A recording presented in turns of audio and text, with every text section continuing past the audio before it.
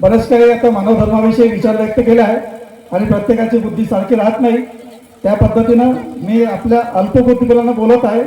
तुम्हाला नाही पटलं इथेच ठेवून द्या आणि चांगलं वाटलं तर घरी घेऊन जा. हा धर्म शिकवतो मी शिकू शकत नाही. आणि बाबांनी म्हणला मी 40 वर्ष समजू शकलो नाही म्हणे, माझ्यात कमीपणा आहे म्हणे, पण कोणाला उद्देशून वाईट नाही बोलले. तर आमची परिस्थिती बदलली आहे, कारण की आम्ही मंचावर आहोत, तुम्ही खाली बसल्या नाही का. थोडं हसून घ्या, स्माईलमध्ये घ्या तुम्ही, तुम्हाला माझे विचार व्यक्त चांगलं समजेल. पण तुम्ही क्रोधात कधी घ्याल ना, क्रोधात निर्माण होईल पक्क लक्षात. तर मला काहीच नाही म्हणायचं आहे. बाबांनी जन्मापासून तर मरेपर्यंत या गोष्टीचा अभ्यास मार्गदर्शकाच्या माध्यमातून, शिकवणीच्या माध्यमातून, पुस्तकाच्या माध्यमातून, बैठकीच्या माध्यमातून आम्हाला सर्वांना लाभलेला आहे.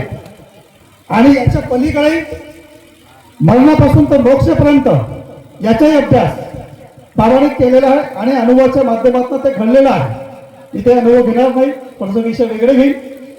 तर याचा आता मरणापासून तर मोक्षपर्यंत आता तुमच्या मनात प्रश्न उभा होईल की कसं बाबा मेल्यानंतर तुम्ही जाळा, मातीत टाका, पाण्यात फेका, कापून फेका, काही होत नाही. पण याच्यासाठी कधी अनुभव ऐकायचा असेल तर आपले कामचे ते कोजागिरीचे काय नाव त्यांचं, कोजागिरी ज्यांच्यापासून सुरुवात झाली बाजीरावजी, त्यांच्या पत्नीचा अनुभव ऐकून घ्या आणि त्याची आत्मा का भटकली हे ऐकून घ्या. तुम्ही हा विषय घेणार नाही, साध्या सोबत असं एक दोन विषय घेणार आहे आणि माझी वेळ जास्त घेत नाही. पण एवढं आहे, थोडी वेळ झाली तरी समजून घ्या. तर आपण बाबाचे सेवक आहोत आणि बाबाने आम्हाला प्रत्येक गोष्टीचं मार्गदर्शन केलेलं आहे. फरक कुठं आहे? फरक इथं आहे का आमचा काही लोकांचं असं म्हणणं की आपली सकाळची विनंती आणि सायंकाळची प्रार्थना पाठ झाली की आपण परमात्मा एक सेवक घडलो, असं काही मार्गदर्शक लोकांचंही म्हणणं आहे. सर्वताच नाही आहे, पण हे मला पटत नाही. आता का पटत नाही? सकाळची विनंती आणि सायंकाळची प्रार्थना पाठ करण्यापेक्षा ते आचरणात आहे का आपल्या, ते प्रत्येकाने पाहून मी पाहिन आणि तुम्ही पाहिन, आहे की नाही? बरोबर आहे की नाही? आता माझ्या मस्तकावर लिहिलं आहे मी इमानदार का बेईमान आहे, आणि बाबाने स्पष्ट एक उत्तर दिलं आहे. आणि तुम्ही इथं बसलेले असो काय, ज्यावेळेस महंत जुमदुजीने एका भगवंताचा हनुमानजीच्या माध्यमातून परिचय घेतला आणि परिचयाच्या माध्यमातून त्यावेळेस देवी शक्तीने बाबाला म्हणलं तू मुझे कहा दूंगा, मैं तेरे पास हूं, जिस पल छूट जाऊंगा उस समय तू नष्ट हो जाएगा. तर बाबाला असं वाटलं मैं बहुत लंबा दूर रहा था, बरे नाही तू तर पास में मिल गया. मग ते महंत जुमदुजीनं ते संपूर्ण पूजा बंद केली. शांताबाई रंगारीचे अनुभव तुम्ही ऐकून घ्या, ठीक आहे. आणि त्यानंतर आले आणि प्रत्येकाला सांगितलं, आणि या ग्रामीण भागात आले असं लोकांचं म्हणणं आहे, मार्गदर्शन लोकांचं म्हणणं आहे, मी ऐकलंय बरं. आणि अशा वेळेस त्याने खूप छान मार्गदर्शन केलं. पण भावानी काय म्हणला सांगा, परमेश्वर कुठं आहे? कुठं आहे परमेश्वर? कुठे सांगितलं? तुम्ही सांगा लवकर, नाही तर मी भेट जास्त की ना आपले मान्यवर लोकांचं ऐकायचं आपल्याला. परमेश्वर कुठं आहे? कुठं आहे? चांगले मार्गदर्शक लाभले तुम्हाला या ठिकाणी. पंचमजी राऊत आहे आणि त्यांना नाही समजलं तर आजूबाजूच्या मार्गदर्शकाला विचारून तुम्हाला मार्गदर्शन करतात, हे तेवढंच खरं आहे.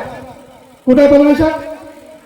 आपण आपली छाती ठोकतो की आपल्या आत्म्यामध्ये परमात्मा आहे, पण महंत जुमदुजीनं देवा देवी शक्तीनं तू मुझे कहा दूर रहा है, मैं तेरे पास 24 समय हूं, जिस पल छूट जाएगा उस समय शरीर नष्ट हो जाएगा. आणि या गावाखेड्यात आले, पण माझ्यात भगवान असं महंत जुमदुजीनं म्हणलं नाही, पण आम्ही आपली छाती ठोकत आहात नाही का. आणि काय म्हणलं, मेरे सामने भगवान है बोले और भगवान को मैं चढाता. किती शब्दात फरक आला आमच्या रे बाबाच्या शब्दात किती फरक आला. पण आमचा फरक कोणी आणला तोही सांगतो मी. या मानव धर्मात दारूच्या व्यसन बंद झाला, दारूचं व्यसन बंद झालं, दारू सोडून या मार्गात या लागते. आणि जीवनापासून तर बरेपर्यंत तुम्हाला अनुभव कळलोय सर्वांच्या माध्यमातून. आणि या कालांतराने ज्या ठिकाणी दारू सुटली आमची, पण एक नशे आमची आजही आहे आणि ती दारूपेक्षा खतरनाक आहे. आमची तुमची नाही. दोष या सेवकाचा कधीच राहत नाही, कारण की बनला भावानी मानव धर्माचा सेवक हा कोणतेही देवी देवतापेक्षा कमी नाही, किंबहुना सवाल आहे. कोण म्हणते? मी नाही म्हणत, बाबा म्हणते. आणि आम्ही काय म्हणतो? हा सेवक चुकते, म्हणजे बोटे पण काय आमचे. पण आजच्या या कार्यकारिणीमध्ये आमचे अध्यक्ष लाभले, त्यांचा एकच शब्द चांगला मला पडते, एक बोट आपण कधी लोकांकडे दाखवला, 4 बोट आपल्याकडे राहते. यातून काही शिकून घ्या तुम्ही. आणि आमचे काकाजी आहेत, तुमचे काकाजी खूप छान नम्रपणे विषय घेतात. आणि साठवणे काकाजी काही विषयच नाही म्हणा, खूप नम्रपणे विषय घेतात. पण काही लोक असतील का मागं पुढं समजून घ्यावं लागेल आपल्याला. का बरं? बाबाचं म्हणणं आहे जरी एखाद्याचे विचार वाईट असले तर तू वाईट करू नको मध्ये, समजून घे म्हणे, संयम ठेव म्हणे. आमचा संयमच गायब होते. त्याला कारणीभूत काय माहिती आहे का? एक नशा नाही सुटली आमची. कोणती?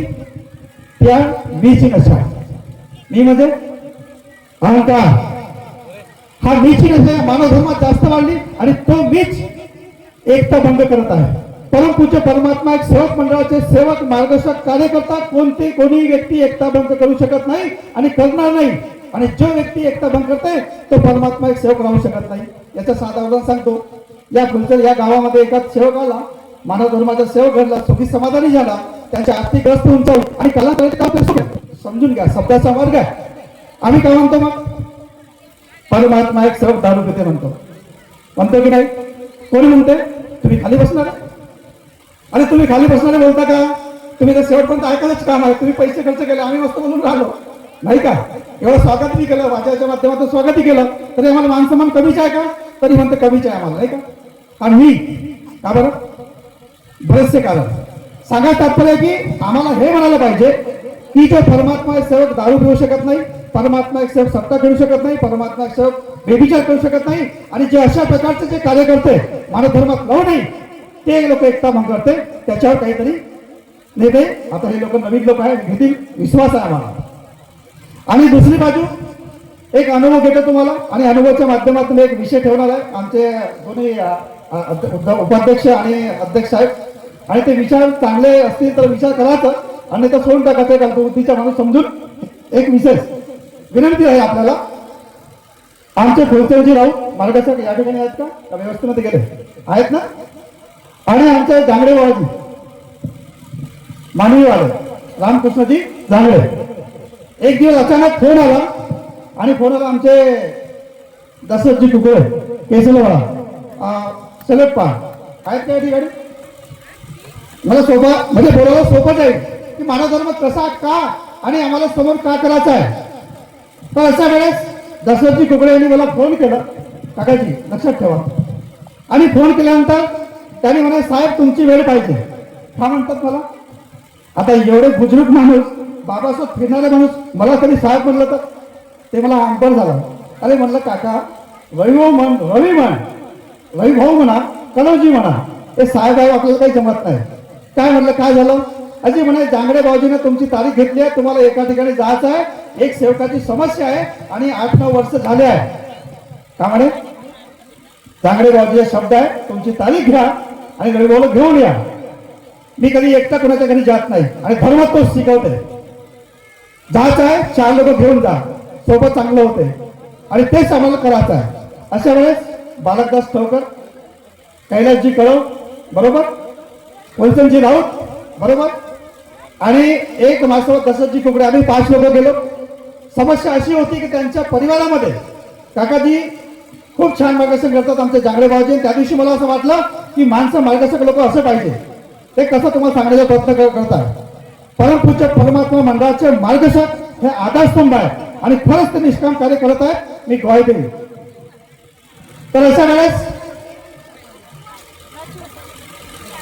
साधवणेजी लक्ष ठेवाल ना, हा अनुभव कामाचा आहे तुमच्यासाठी. आमची हे समस्या आहे की आम्ही माहिती आहे अपेक्षा करतो इकडून बोलायला पाहिजे, आणि जाऊ सांगता बी नाही, आम्हाला सवय पडली आहे. तर अशा वेळेस जांगडे बाबूजीनं फोन लावला, आणि जांगडे बाबूजीने पहिल्यांदा नमस्कार घेतला, आणि त्या गावात गेलो. 10-20 लोक जमले. त्यांचं भूतफलित 250 वर्षाचं. आता 250 वर्षाच्या भूतफलित माणसाची वय किती आहे? निलाला गोष्टी टोकतील नाही का? 100 वर्ष माणसाचा माणूस 250 वर्षाची गोष्ट करता राहिलो. तर 250 वर्षाच्या भूतफलित मध्ये त्याच्या कोण आजोबा वडील तिने त्या गोष्टीमध्ये गेले, भूतफलित मध्ये गेले.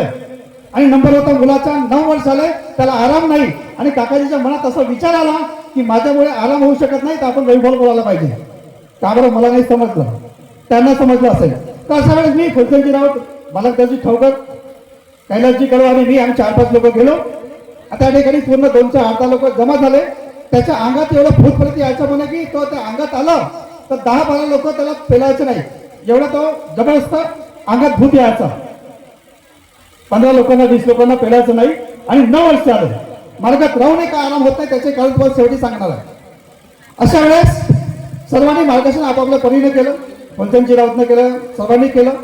आणि नंतर त्यांनी सांगा म्हणलं काही चुका घडल्या का तुमच्याकडनं? नाही म्हणे, काहीच नाही घडलं म्हणे. मार्गदर्शन तर झालं, सर्व काही झालं. अशा वेळेस माझ्या मनात विचार आला, एक आजीबाई होती, एक मुलगा जवान 30-32 वर्षाचा आणि एक सुनबाई. तर म्हणे काय झालं? काही लक्षात आलं नाही, अनुभव टाकून दिले, सर्व काही टाकून दिलं. माझ्या असा विचार मनात आला, आजीबाई म्हणलं तुझ्या मनात भावना येते का? म्हणलं का? म्हणलं आजीबाई तुझ्या मनात भावना येते का? आज अमावस्या आहे आणि आज माझा पोरगा रमेल अशी तुझ्या मनात भावना येते का? पटकन तिने हो म्हणलं. आम्हाला या मानव धर्मात भावनेला स्थान नाहीये, भावाला स्थान आहे. तो भाव कोणता? जो तुम्ही पहिल्या दिवशी मार्गदर्शकाकडे घेऊन गेला, तो भावाला महत्व आहे. भावना चालत नाही. तुमच्या मनात आला माझा पोरगा यावर्षी 10वीत फेल होईल, फेलच होईल. तुम्हाला विश्वास ठेवायला पाहिजे की आमच्या पोरगा समोर जाईल. हे आमची कमजोरी आहे. दुसऱ्या भावाला पण जास्त विश्वास करतो नाही का? टीका घरी करतो, करू नका. आणि अशा वेळेस त्या ठिकाणी ते झालं, घडलं. त्या ठिकाणी बसल्यानंतर सर्व विषय झाले. आणि कालांतराने जांगडे भाऊजींना आणखी म्हणलं, भाऊजी म्हणलं तुम्ही बाबाच्या हळदी बसून फिरणार लोक आहे, तरी माझ्यासारख्या माणसाला बोलवतं आणि एक दिवस माझ्या कधी अहंकार वाढला, कोण धावत येईल? का बरं म्हणलं, मी आपला शब्द सोडवलं. तिथं एवढे जुने राहून मला बोलवलं, मी आपल्या अंगावर कधी ठेवत नाही, कधी घेणार नाही. तर मी म्हणलं भाऊजी तुमचा धन्यवाद, नमस्कार घेतला त्या मनगावमध्ये. आणि त्यांनी एक मनात विचार केला, म्हणे मी आता या सेवकाला आपल्याजवळ ठेवत नाही, फुलचंदजी राऊत तुम्ही आपल्याकडे याला कार्य देणं सुरू करा. लक्षात घ्या, मानवी, बेलगाव, खमारी आणि बोळी मी समोर का बोलणार तुमच्या लक्षात घेईल. आणि त्यांनी त्यांच्याकडे आले. कालांतराने त्यांच्याकडे तो परिवार आला आणि